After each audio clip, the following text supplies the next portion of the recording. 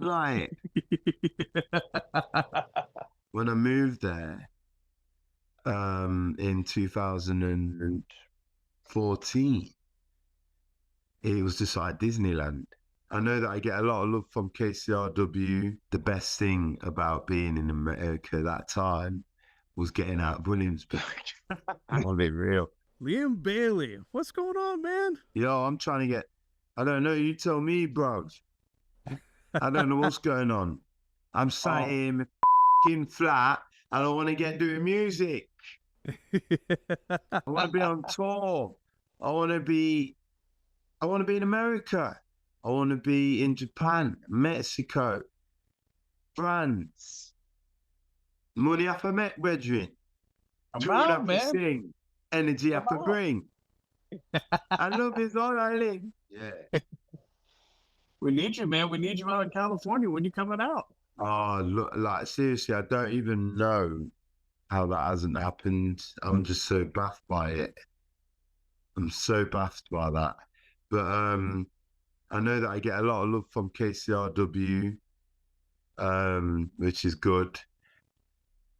And I'm lucky enough to know some of the DJs where I can email them. So I was speaking to somebody actually from there with the possibility of doing a gig, I think. But I need Big Crown to kind of like help me make that happen, really, because they're over there. So I'm going to be speaking to them about possibly doing just a little short run, just to, you know what I mean, get it going kind of thing. So we could do 2 over in California, 2 on the East Coast, you know what I mean? And then next time I go, you do 1 in Baltimore as well. There we go. And then you get me, and you build it, and you build it. I've done it before, but I did it supporting somebody else. And I lived in Williamsburg at the time. Williamsburg. Where's it was like super Williamsburg? crazy. Up in New York? Yeah. Oh man, what was that like? I was in a great place spiritually anyway, but the first time I went to New York was the first time, because I've known Leon a long time. So it was around 2007, 6. And I think if I do remember quite clearly, the difference was massive. It was really good. It was really good. And I had a flat in Columbia Heights, which, yeah, it's good. But the thing was, it was next to the, oh shit, what's that shit called? Some port authority situation where they had like, oh my days, like it was almost like a massive generator that was obviously regulating like Sutton. Right. And it was, so I just kept thinking, well, like this house is easily like, we're talking what, 4 or 5 story brownstone building now. You know what I mean? Yeah. It's got to be worth what, 10? Well, then, so let's do 2007. So even then, you're looking at 5 mil at least. Yeah. And all I can hear is like, Right? but it was insane because the library was over 100 years old, and the family that owned it, when the guy who I forget the family's name, but they came from Poland when they had to dash, you know, when they started ramping with the Nazis, things like that. Yeah. You know what I'm saying? No, before this, I feel like this was before, bro. Like, I feel like this was, yeah, I feel like this was like, I'm going to just do it. I'm going to say like 1890, but then it could be a 1910. You know how them man were just doing pogroms left, right, and center, innit? You know what I'm saying? So he gets there, and when he's on the boat and he gets to the Statue of Liberty around there where they're doing the, you know what I mean?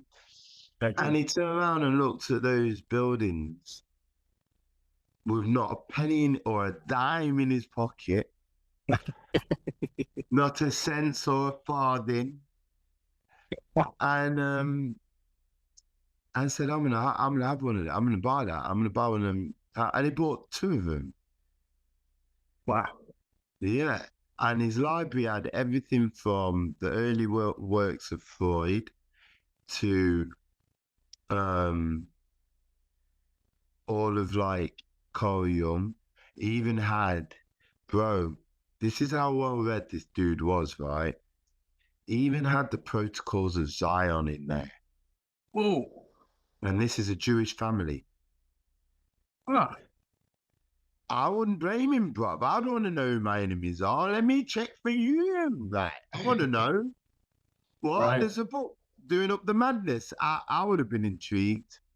So I thought, you know, it was interesting. He bought that. And then there was just like so many crazy, yeah, it was amazing. And then when I moved there in 2014, it was just like Disneyland.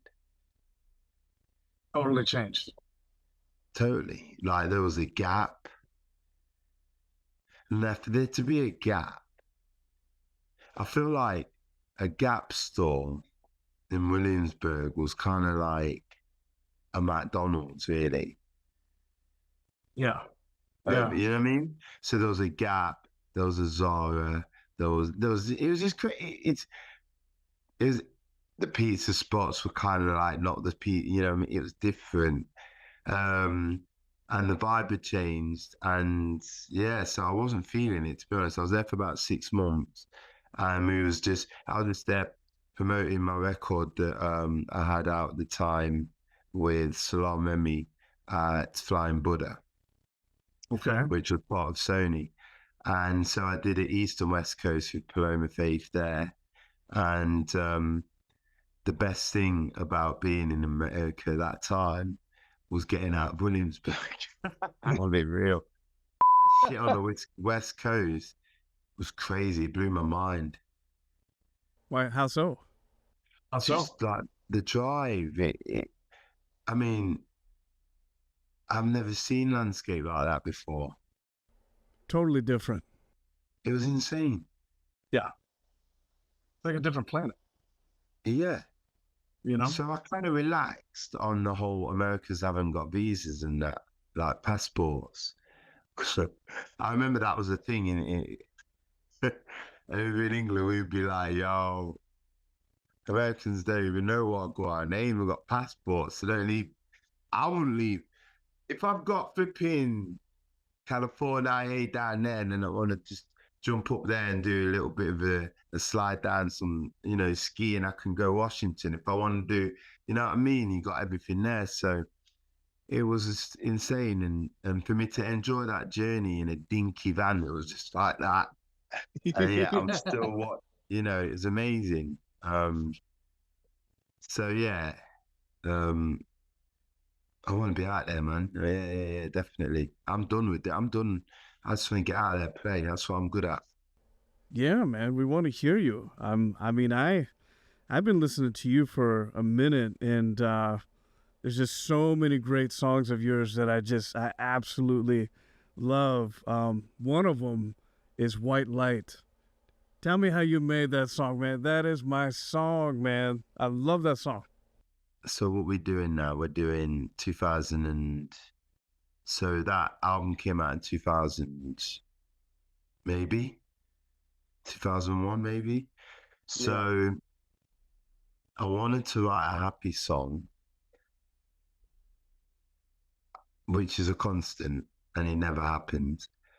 But I just decided that the partner that I was with was it. And that I was going to be with her, and we were going to have a good life, and I was going to be with her. But when I taught marriage, it was just saying, she good, But really, that was kind of, I don't know, I've got pedantic. So I get over there and Hey, this is Geoff. I'd like to take a second and tell you about this channel. I really encourage you to hit the subscribe button. This really helps out the channel, helps it grow. And also, if you can like and put your comments for this video, that'd so much be appreciated. This really helps me to continue to book amazing artists that hopefully inspire you and continue to grow this channel. we're jamming, and we're jamming with the Frighteners, with the exception to poor guy. And so it was flipping egg, the bass player and the drummer, and I forget their names. Anyway, we got White Light going, and I was like, yo, that shit reminds me of like boom, digga digga dig ding ding Ding, ding, ding. It was almost like that kind of like like warrior. It was like the BBC in 1975 and a TV series called Grange Hill mixed with some kind of like Roots Radix trying to do something different. You know what I mean? So I was just like gassed, like I was super gassed. And I also like the play on White Light because my girlfriend's white. So I thought I'd just try and rattle some, so Americans are mad anyway, innit? You're only just getting your head around like multiracial relationships and stuff. And that was the thing that I found when I was in Williamsburg, kept getting stared at. Really? So I just, yeah, bro. Oh, man. That's surprising. What? In Williamsburg? Nah. Yo, Uptight, huh? bro, like maybe they was looking because they were like going, oh, you know what I mean? Like that's like us or something. I don't know, but like I don't know. Yeah, I was getting looked at, man. Especially by so we I think it's a bit different now in America, but why like so we were just in between New Jersey City. Is that right? New Jersey, yeah, Yep. yeah, that's in Queens, right? Jersey City. Yeah. Jersey, yeah. So it was in between there and upstate New York, and yeah, man.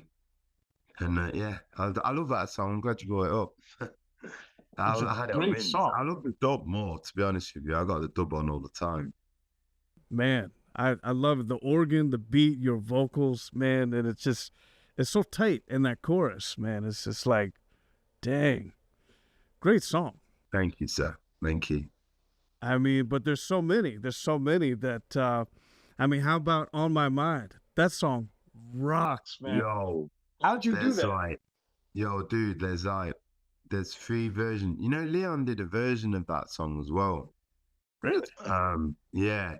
So we gotta go back to we gotta do 2008. All right. Okay. We gotta go there. If I knew this interview was gonna age me, bro, I wouldn't have done it. And I remember so I had this situation on my hands where like Salah Remy is a god to just a G, a god to me. And I'd signed to a major label called Polydor. So as you can imagine, that was difficult to navigate because you're being finessed in a way, you're being A&R'd while you're being told you're not being A&R'd, you know what I'm saying? So, Right. and I was trying to get healthy, so which meant I was going to stop drinking 2 bottles of Malbec a day and and start running. And I'm on this run at Crystal Park, and I'm going, And it was in time with it every time I was falling to the left. And I was like, all right, this is cool. I got home and I thought, all right, that's the vibe. And then I got to Leon's and we did it, and I was feeling it. And then I cut it with Daru Jones, who is the drummer for Jack White. Do you know who I mean? The black guy on the drums? Yeah. Oh, yeah. So I cut it with him and Cherie probably on the guitar and Salam. He didn't, I mean, he told me to produce it basically, which I found quite insane. I was like, Salam, dude, like, that's like Einstein saying to flipping a student, can you just like take the rate? I've nearly finished this thesis on like whatever he was doing. Can you just fit, you know what I mean? Like, I was like, are you really asking me, bro? I'm here because you're flipping G. So anyway, I'm in the room and we started it and it just went crazy. And so we ended up with that version. And that was about even though you are happy to fall back or move away from something, I suppose you can call it regret. You just never shake it off, that weight on your mind. You know what I mean? So, yeah, man, that was a vibe. That was a vibe. That was a vibe. Still, that solo was crazy. That whole session was crazy. That was at a place where Sonic Youth recorded Daydream Nation. Sears. What city? In New York. Oh, New York. Okay. Sears. Man. Well, it sounds perfect. What a performance. It was, but the thing was, it was the most scary, nerve-wracking week I've ever had in my life. Imagine the imposter syndrome that I had. Like, I'd never produced what? No, this can't be happening. Like, I'm sat with guys who are mixers who have produced. And, you know, it was crazy. But in hindsight, Salam was teaching me something. Do you know what I mean? And that's what Salam did for me really well. How'd you get past the imposter syndrome? How'd you get past the, man, oh, he wants me to run this production? Who am I? Like, how do you get through that? You hate your life and you just do it. Like, you know, you've got the imposter syndrome.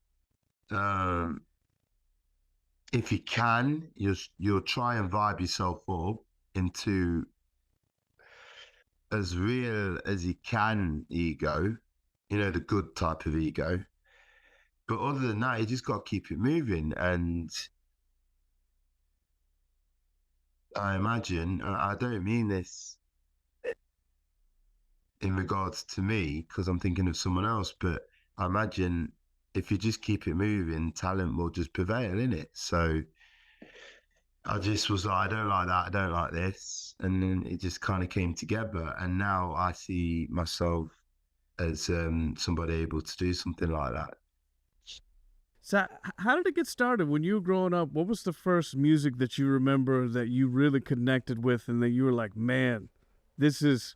I'm going on a journey. Michael Jackson. Michael Jackson? I got to be real. Yeah. He was the universe. He was. Like, I'm 42 years old. So I was born in 83.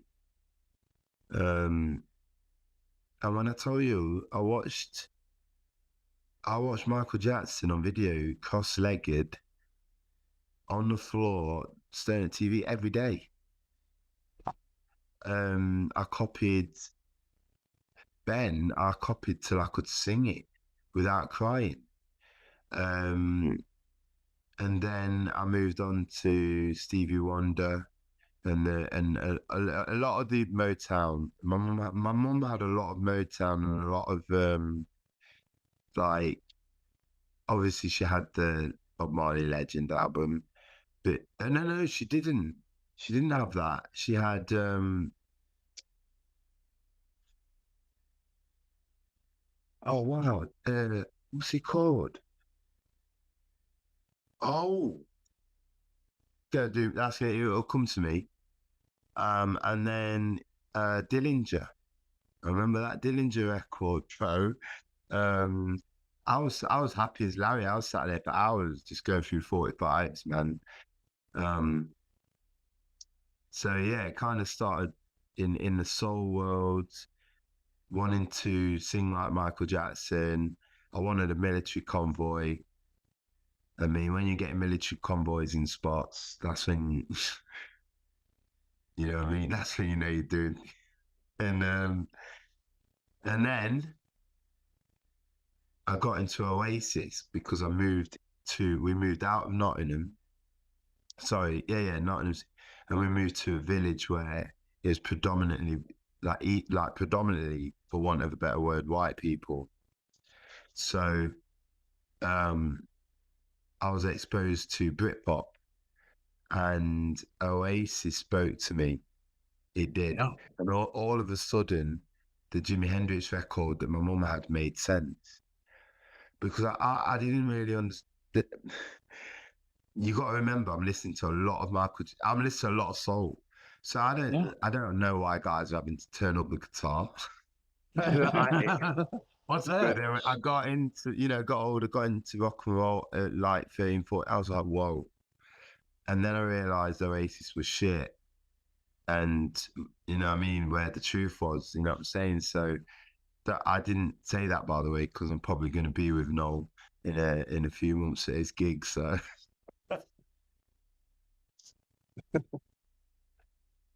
but I tell him to his face, your brother's a knobhead, and led me down the garden path. Everyone thought it was cool to be like arrogant because of Oasis. That's why they never did anything in America. Right. Because Americans did. It's funny, you think ego and the sense of one's excellence would go down well in America because Americans are socialized like that. Right. To be exceptional. But I don't think anyone's allowed to be exceptional other than Americans, maybe. So, but I do know from. We're the only ones. Yo, and the Brits, we're just trying to like beg it, go, yo, don't forget us. No. But yeah, man. Yeah. It was, but I actually really love America, and I just don't understand. Like, I've always really loved America. I must stress that. And I've always liked the fact that when I went to America, I don't know, but shit just got done properly in the music when it came to music. I know whether there's American players on that stage within half a song. You just know right away. I will know. What is it? I will. We've got this tradition. Look. This is a theory, not fact. I feel like this is what it is. Because we've got that indie scene, that big indie scene. Yeah. There's a lot of kind of like, you need to know like 3 chords. You can kind of, you can be loose.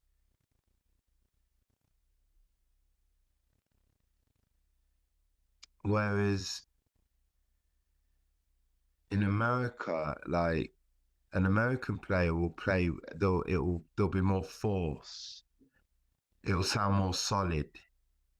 There'll be more of an emphasis on pocket. Whereas I've noticed the pocket to the majority of players outside of America, they consider a pocket to be to them where they're comfortable, whereas the pocket isn't about them. You know what I mean? Right. So, yeah. And also, you've got to remember, like, I play with Leo Michaels and Nick Movishon and, like, Tommy Bretnick and Homer. And, like, that's just a crazy that's a crazy situation to be involved in. Like, Yeah. these dudes are not jokers at all.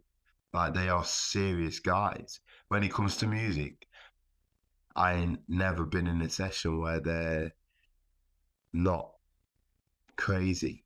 Like, in terms of how good, like, it's insane. It's insane. How good they are, right? Wow. Wow. Like, I really am not overdoing this, you know. No, no, not at all. Not at all. Not overdoing it. It's I'm constantly like in awe of how insane. And to what also you know, remember I've known Leon all my life, like my adult life, and so we've grown. And like that's just been insane. What Leon's doing now, what we're doing now, what was doing then. Right. And so yeah, like I do consider myself very lucky, you know what I mean? Yeah. So from, singing along with Michael Jackson, Ben, and in Motown, and then discovering Oasis and stuff. I mean, when did you start, playing guitar, singing, and playing out after Oasis? Because see, when you're listening to, I never got, I never got the sense when I was listening to Stevie Wonder, yeah, that I could do that. Yeah, Yeah. you know what I mean? Like my school, I was ready to kind of like not that I could, but I wanted to do, like I wanted to. Yeah. Stevie, it was a different ball game. Yeah, it's crazy. He was just super Different crazy. level, man. Crazy. But when you've got some lads from the same country, like working class, saying you've got to be yourself, you can't be no one else. I'm feeling supersonic, you know, all of that. I'm thinking, yeah. And then I'm listening to the radio, and Noel Gallagher is doing an interview with Zoe Ball. And he didn't basically, he said, because Don't Look Back in Anger just come out. And he said, like, listen, anyone can do this, you know. Like, anyone can, like, what I'm doing, anyone can do. It's not hard. Right. Go and buy a guitar. It's dead easy. And I was like, what?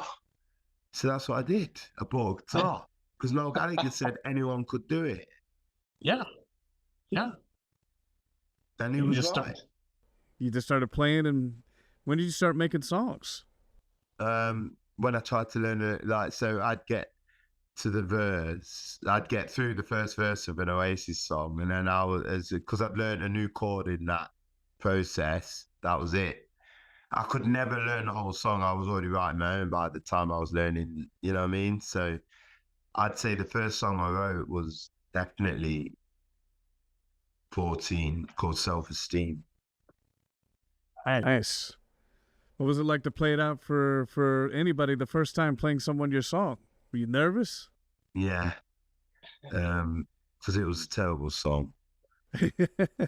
They always are. But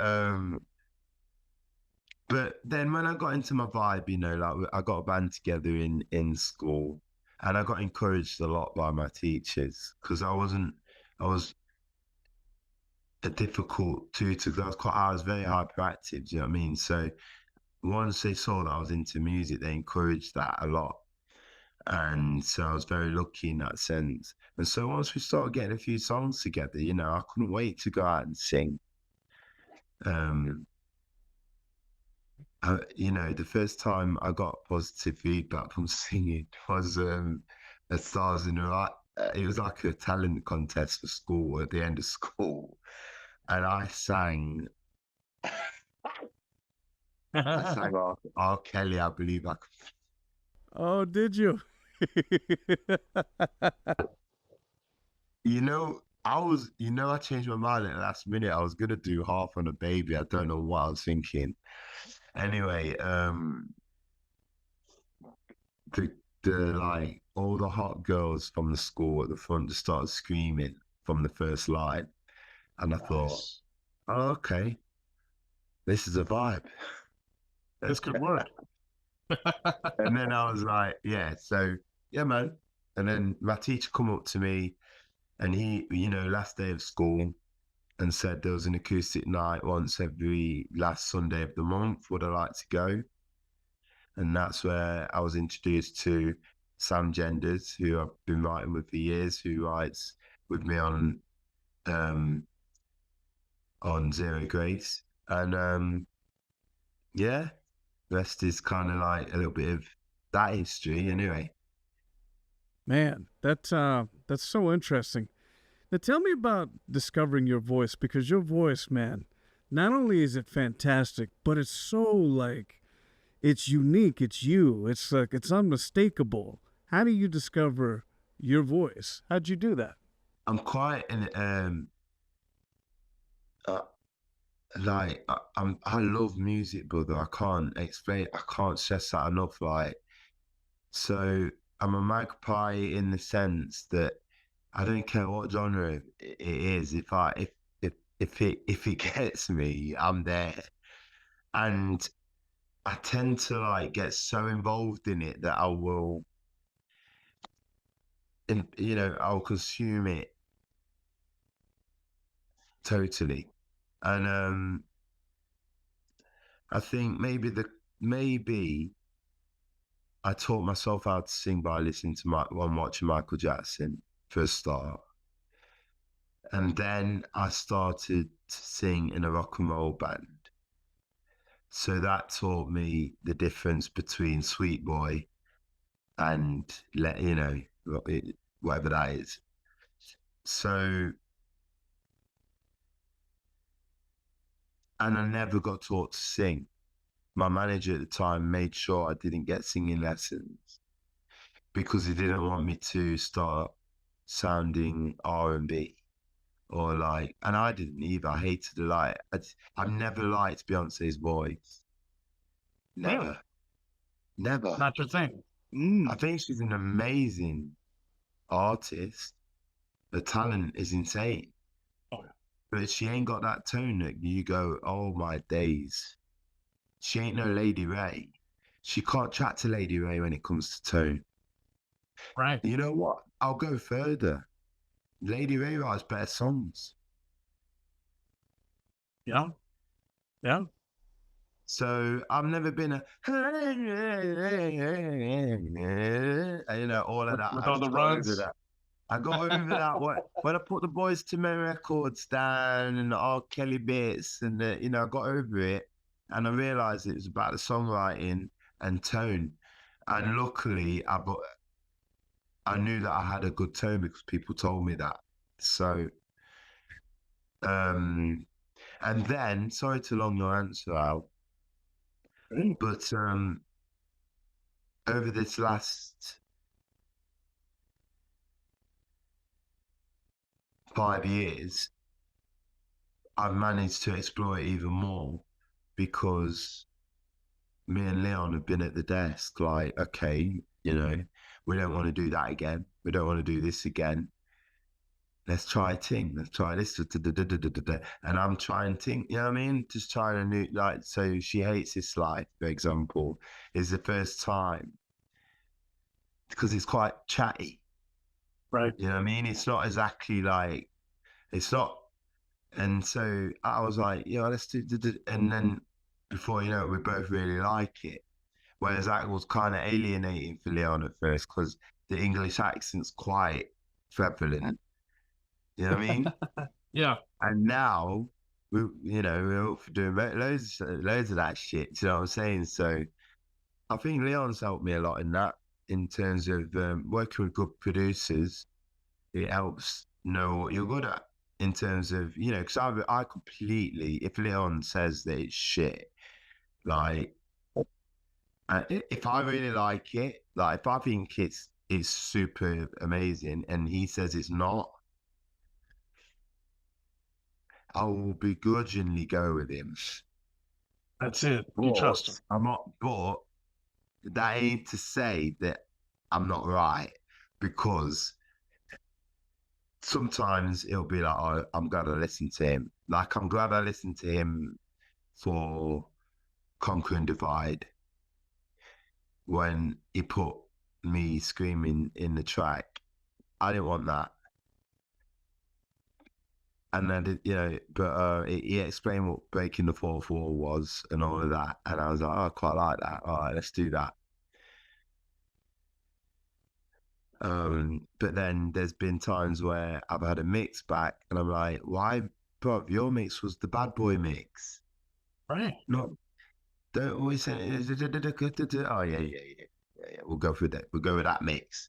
See? So, yeah, man. It's just, it's a learning process. Always be learning, innit? Never get you got to stay humble, keep learning. And I get shook that one day I'll wake up and not be able to sing or write songs sometimes. So What happens when that happens, when you get stuck and you're in a creative rut? How do you get out of it? you know what, right? I just leave it alone, bro. Like I used to deep that one out, but now I just leave it alone. It's not that deep. Do you know what I mean? I just think it'll come. You know what I mean? That's why I've kind of really enjoyed making I'm using this program called Splice at the moment, just for my own personal, because it's fun. And It is. Love's Place.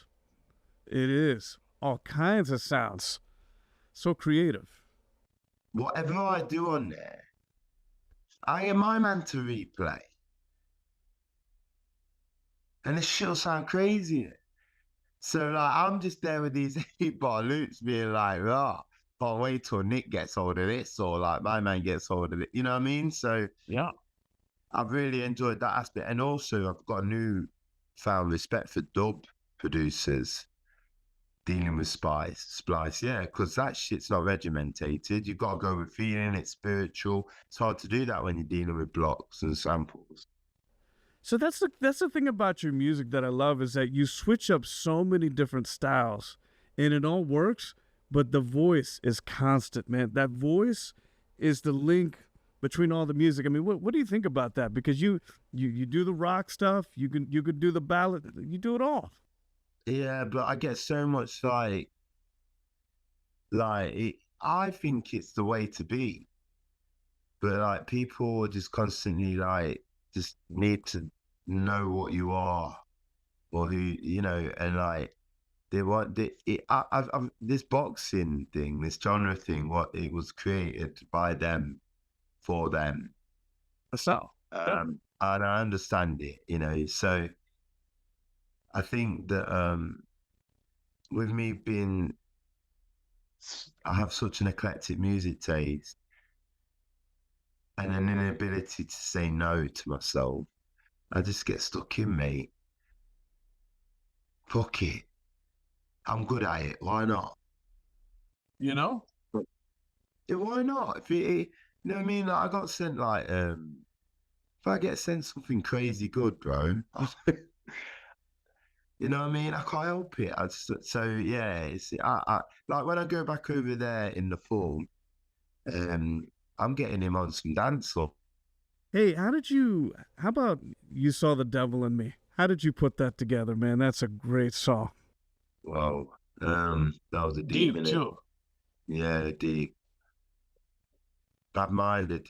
You know when people bad-mind you,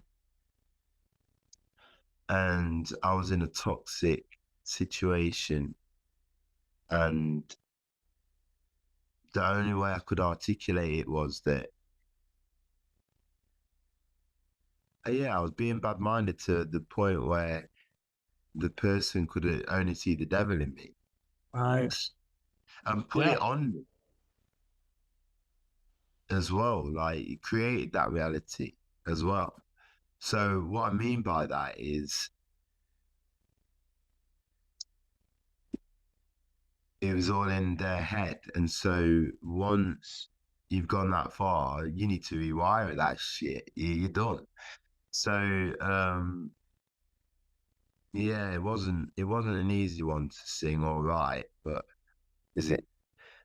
it was important to write. I remember I had a band once, and the drummer was really uncomfortable with it because he was super religious.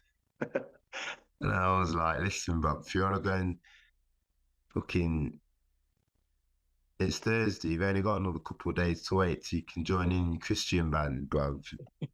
Like, you don't have to be here. Well, it's just a song, and it's an expression of like what you're saying. You can't he can't take it literal, right? I mean, it's a figure of speech, but I think it's so relatable because I think everybody has gone through. You know, it's like there's me, and but on a bad night, bad week, bad month, you might see the devil in me, and it you know it's you know it happens to anybody. The meaning is like, I don't know who this guy, I don't know where, I don't know what, but you keep seeing the devil, and I'm not the devil, and I'm not acting like it either. Right. It was If super someone's putting crazy. it on you. Yeah, like it, you know. Whereas villain, that's me saying I like acting like a villain. Do you know what I mean? I'd rather be Right. a villain than, you know what I mean? You're a dickhead. I'd rather be a villain. But like, so yeah. Yes. It's just great lyrics, man. Very visual. Tell me about Hold Tight, another one of my favorites. Smooth.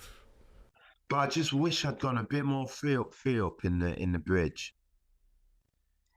Um, because I go, remember when we remember we will be fine. Tough love is a good friend in time. I didn't need to do that, bro. I listened to the producer. I should have just done what I was. So what I was gonna do was just like more ad-libby rather than a kind of structured pop melody. Right. But other than that, that shit bangs, man. Like, I love that tune, man, and yeah, and I love Fred, like the producer. Is such a G. And I meant every word of it as well. It was exactly what I was doing. I don't willy nilly. I meant it. Like, I've seen the world, you know, and all of that. Like, it was just an expression of like, what the fuck? Like, you stay in the ring, you know, stand firm, don't, you know, hold the line, hold tight, basically. Yeah. A friend of mine used to say that to us every time we walked on stage. Before we went on stage, we would get together, and he would be like, "Right, we're about to deal with like 80,000 people, yeah. So you're done already. We'll have to take murder for them, but we're not ramping with them, you know. So you have to go steady and fix up, stand firm, and hold the line, hold tight." You know, the thing that is so cool about your music is that I mean, it's everything sounds so good. I mean, is it one of those things when you record? Do you see what happens and you go with that, or is it like you have the sound in your head and you're like, I want the guitar like this, I want the keys like this? I can't because I find it right. First thing I'll say is it takes a lot of fucking neck to turn around to players that you have sourced for a particular reason and then start telling them wagwan.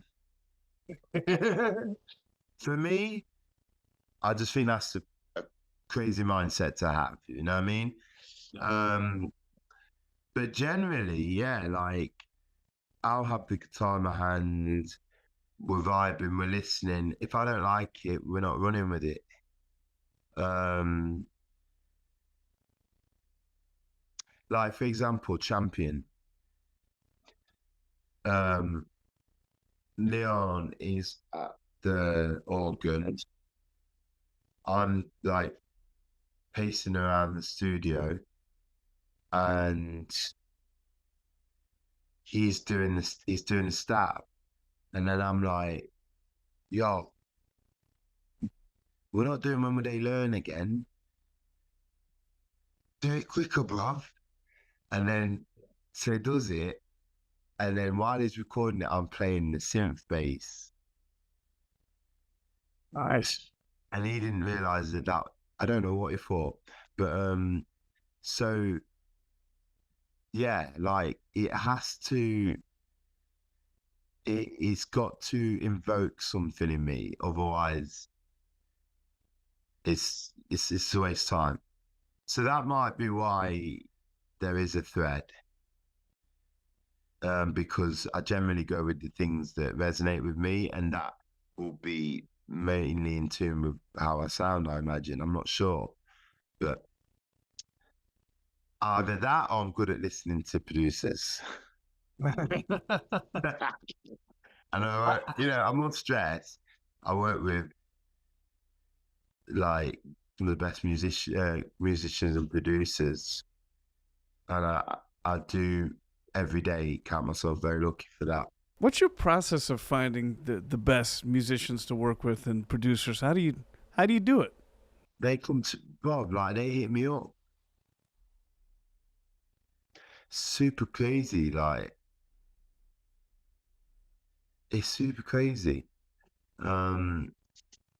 But yeah, so like I met Leon that was more kind of through a manager I had at the time. But that was years ago, and we just got close, so we stayed in contact and carried on making music. But other than that, people hit me up, bro. When they hear records and stuff, they're like, "Oh, I want to play with that guy." Do you know what I mean? A good live performance will do it as well, because I don't take prisoners live, fam. I leave bodies. So, So playing live, take no prisoners. I love that. I love that expression. What's the key to an amazing live show? What's rude boy contact with your direct fucking reason for being there.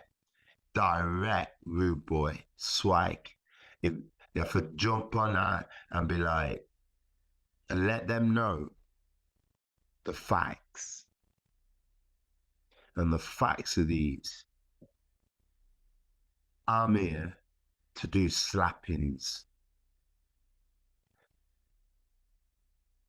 I'm here to show you gratitude, because I wouldn't be here without you. And also, I need to get some shit off, because like I'm more myself on stage than I am off. So I cannot do a shit gig, bruv. Like, I swear to God, I get vexed when I see people do that willy-nilly on the gigs. Nah, man. It's not, nah. People are there because they want to see something that they, you know what I mean, that they can't do. And I just want to express myself so much in line that it's, yeah, like, so I was in Germany last weekend, and the crowd were being a bit, German, you know what I mean? A bit like, kind of like, yo, it's great, Still. a bit louder. I was getting them to sing. I got like 5 guys singing. So I stopped that. I said, yo, Will, stop. Stop the guitar, Reggie. Yo, people, I ain't travelled 100 miles, for you lot to be singing willy-nilly, I can walk back off that stage. I still get paid, So you better start singing. And then we started the song, and they sang a bit louder, stopped it again. I said, I'm not ramping, I was on a Ryanair flight. I said, oh. They started laughing, then they started singing. And then at the end of the song, I went, wow, you lot are super German. And like, when I say they roared with laughter, but I wouldn't have said it if I didn't know I could. Do you know what I mean? Because I just have an experience of, yeah. So it's just about like contact, like that connection, G. Like, whether there's 5 people in the room or thousands, if they feel like you've connected with them, yeah, it'll be a good gig. you know how to break the ice? You got it, yeah. That's all I know how to do. I'm so loud, innit? I've got no filter, so if there's one thing I do is break the ice. Whether I can come back from that, I don't know. We'll see. But yeah, man, Tell me about Brother Why You Gotta Love Her. Mav, it was just like, bro, like, why what God, like, life is hard enough. Like, it was like that vibe, you know. Me and Maverick have got a very like is a dear friend of mine, and so we've had our fair share of like you know what guys are like, you know, especially when they're nursing their hearts or their minds or their egos. You sit with a whiskey and then there's another whiskey, you know, and so we kind of tapped into that and yeah, so it's pretty yeah, it's like like why are you still with this person when it is not doing you any good, you know? And that's why the video was the way it was. And that was real cognac we were drinking, bro. And by the time we finished that video, fam, yo, like that was different. Like Mav ended up with his top off by the he went fully Irish by the end of that thing, but like it was crazy. It was crazy. I've not been. I think that might be the last time I was drunk. No, tell a lie. The last time I got drunk was with Leon. We made champion, and I needed to have a drink because we were shivering. Getting a little edgy. Bro, imagine you just made champion, bro. It was like on a high. It was fucking ridiculous. It was like honestly, I can't stress it enough. Like it's everyone's dream, every singer's dream, to be able to do chattings on a record effective and well. And it's every producer's dream to do authentic reggae. Yeah. And we did it and it was just crazy. And so we was like, yeah, we better get tequila, man. Man, that's awesome. So when we first started talking, you said you're working on a new track. What kind of stuff you working on, man? I've had quite a lot of personal issues since my last record came out because a song on there called Disorder Starts at Home caused a lot of problems. And so like making music on the like I'm not a laptop music maker guy. Trust me. I am far too ADHD for that. But like I've just been like, you know, you do 10 minutes and then you'll do another 10 minutes and then before you know it, it's out. I just got it's just been amazing for my mental health just to be out of wherever I was and there. And then I've realized other people use it. Brethren, I did a collaboration with a drummer, you know, all my days, like Rodigan's son and Trevor Horn's son, Aaron Hall, great classics. Brethren, I found the whole Blood Clot demo on Splice, you know. What? I felt like, I can't say this, but I felt like consent needed to be given for that. Like, you can't just give a singer like me like, you know, on Splice, you know, you get your pack. Yeah. And then you'll get the songwriting one, and it's the full shebang, the drums and everything. Yeah, they use that, and then just put a drum and bass beat under it. I mean, cool. It feels right. Yeah, but don't draw for me. You know what I mean? Yeah. Don't draw for me, bro. Draw for the picnic then. Anyway, like so. But yeah, it's literally like I'm working on dub mainly, like dub hard, and then I've started to like mess around with some of the acoustic bits on there. Gets a bit sweet. Them splice samples can get a little sweet, so I have to kind of like do a thing with it. You know what I mean? And then I'll play my guitar against it as well. So it's proving to be a good writing tool. I played some bits to Mad Professor, and when you get a positive response from Mad Professor, Good. You're on to something. I'm on something. Well, man, I haven't heard a bad song from you yet, so I know you're definitely on to something. That I know.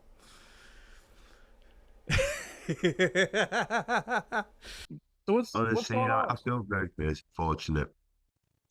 What's going on? What's going on in 2025, man? What are you going to be doing? Were you releasing more stuff? Yeah, I got 2 albums, dude. I got 2 albums ready to go. That's not including what I got to do with Leon in the fall.